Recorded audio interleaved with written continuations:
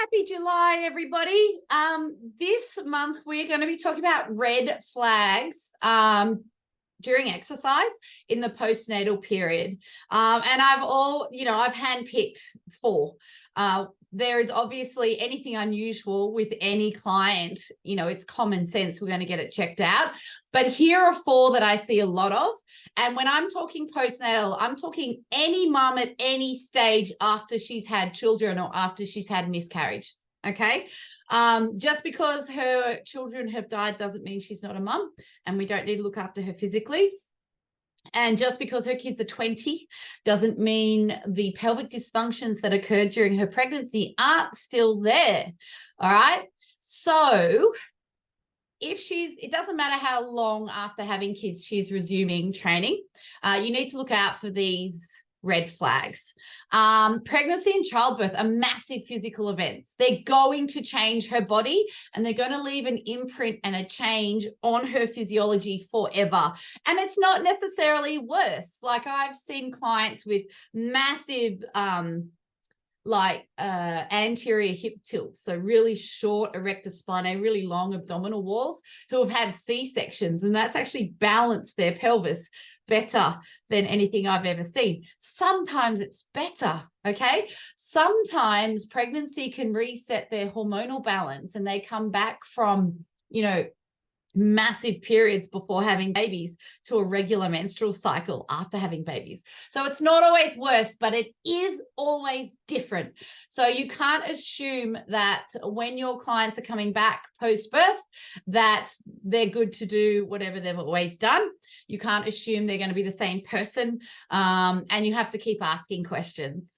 So you're going to keep an eye on the following red flags as she progresses through your programs. And if you notice one, you need to investigate further, because they almost always come in pairs. And that is why, again, at least one screening from a women's health physio is really important, because you can't see what's happening up the walls of her vagina. Like, sorry to state the obvious, you can't see it, you can't feel it, do not touch it. It is just there. And at least 50% of women who think they're lifting up with their Kegel are bearing down. And not all women need strength training for their pelvic floor. Some need relaxation training. So you can't see any of these things, please go see a women's health physio. And I will include a link in the comments to make that easy for you to find your local one. So after that point, you can begin your deep core restore protocol. Okay. And again, there is a core essentials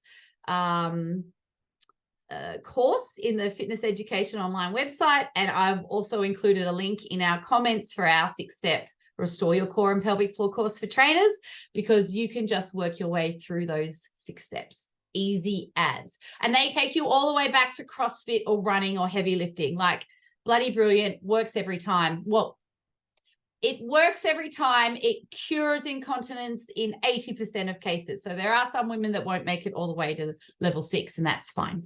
So the first red flag I want you to watch out for, and I will include, I'm going to write this down. I'm going to include pictures in comments, because this is really easy to see, especially if you're women train in a crop top and tights, is doming. And doming's not necessarily a cause for alarm. It's not the end of the world, but it is a red flag that's a cause for consideration and further investigation, because pelvic dysfunctions do not come on their own. They always come in pairs, at least. So if you see doming, chances are she'll also have back pain. Chances are she might have plantar fasciitis, hip pain, knee pain, or an undiagnosed prolapse, stress incontinence, something like that. So go get her seen by a women's health physio or pelvic physio and begin your pelvic restore protocol. Also check her posture, because if you see upper or lower cross syndrome, I'm just going to do a little demo here. Upper cross syndrome is that ribs collapsed posture. I'm sorry, it's really cold here. You need to see my belly though.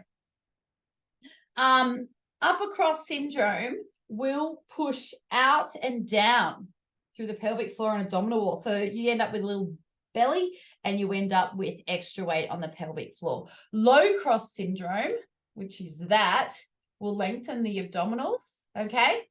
And it puts your pelvic floor in a position where it's effectively disabled or less able to work effectively. So aligning posture is really important.